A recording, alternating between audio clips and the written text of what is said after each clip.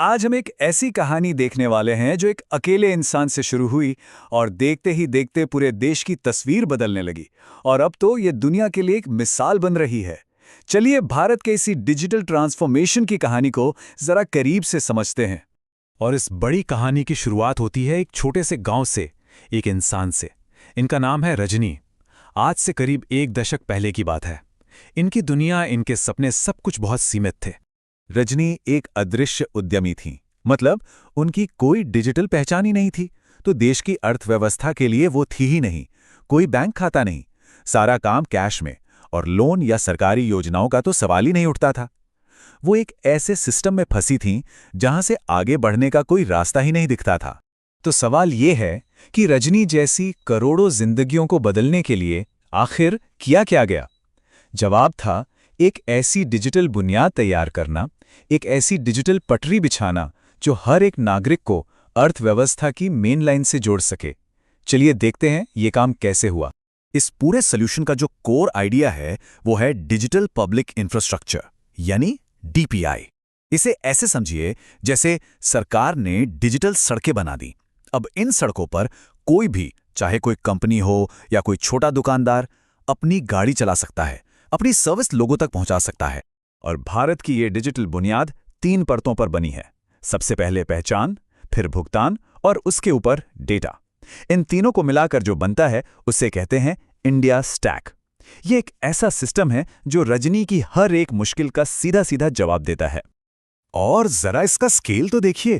पहली लेयर यानी पहचान, आधार ने लगभग 1.4 अरब लोगों को एक डिजिटल आइडेंटिटी दी।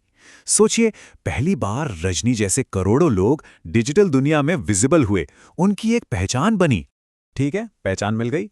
अब पैसों के लेन देन का क्या? यहां पर एंट्री होती है यूपीआई की, जिसने सब कुछ बदल दिया। आज यूपीआई के जरिए हर साल $2 ट्रिलियन से ज्यादा का लेन देन होता है। वही रजनी जो सिर्फ कैश जानती थी, अब अपने फोन से क्यूआर कोड स्कैन करती हैं और पेमेंट हो जाता है। कमाल है ना?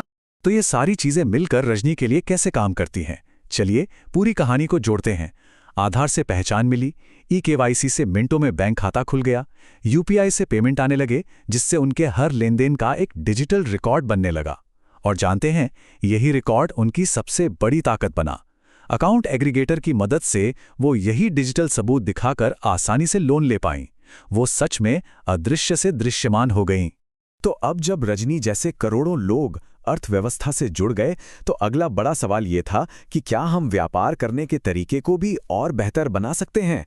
और यहीं से शुरू होती है डिजिटल कॉमर्स में एक नई क्रांति। देखिए, अब तक ई-कॉमर्स बड़े बड़े प्लेटफॉर्म्स के बंद किलों जैसा था, जहां सारे नियम वही तय करते थे। ओएनडीसी इस मॉडल को ही बदल रहा है। ये एक खुला नेटवर्क है जहां कोई भी छोटा बड़ा दुकानदार किसी भी ऐप के जरिए किसी भी ग्राहक तक पहुंच सकता है। यहां कोई एक प्लेटफॉर्म राजा नहीं है, बल्कि पूरा नेटवर्क ही राजा है। और इसका असर सीधा सीधा जेब पर पड़ता है। जरा ये देखिए, जहां बड़े प्लेटफॉर्म्स दुकानदारों से 25 से 30% तक कमीशन ले लेते हैं, वहीं ओएनडीसी पर यह सिर्फ 8 से 10% है। ये छोटे व्यापारियों के लिए गेम को पूरी तरह से बदल देता है, सबके लिए मौके बराबर कर देता है।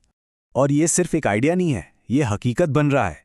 2025 की शुरुआत तक ही 7,60,000 से ज्यादा सेलर्स इस ओपन नेटवर्क का हिस्सा बन चुके थे।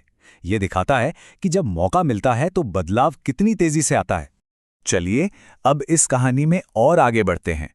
इस सब का एक और बहुत ही दिलचस्प असर हुआ है। इसने इनोवेशन का, नई नई टेक्नोलॉजी का भूगोल ही बदल दिया है। अब इनोवेशन सिर्फ बड़े मेट्रो शहरों की बात नहीं रही। ये आंकड़ा देखिए, ये बहुत कुछ कहता है। आज भारत के लगभग आधे स्टार्टअप्स टियर 2 और टियर 3 शहरों से आ रहे हैं। मतलब अब सिर्फ दिल्ली, मुंबई, बैंगलोर नहीं, बल्कि छोटे शहर और कस्बे भी इनोवेशन के सेंटर बन रहे हैं। और ये लाइन इस बदलाव को बहुत अच्छे से बताती है।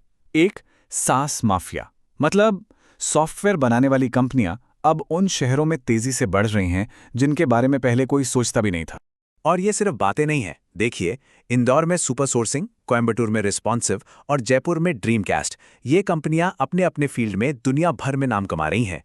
ये शहर अब भारत के नए टेक हब बनकर उभर रहे हैं। अब इस कहानी को भारत से बाहर ग्लोबल स्टेज पर लेकर चलते हैं।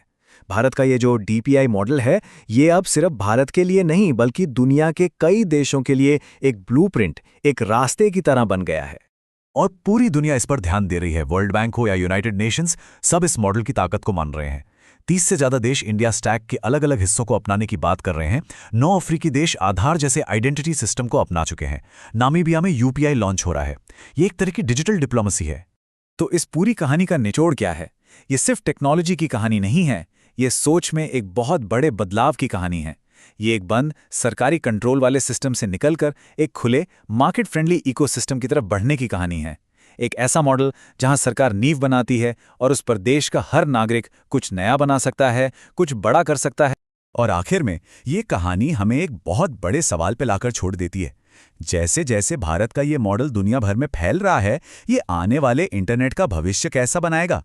क्या हम अगले 1 अरब लोगों के लिए एक ऐसा डिजिटल भविष्य बना पाएंगे जो सच में खुला हो, सबके लिए बराबर हो? इसका जवाब शायद हम सब मिलकर ही लिखेंगे।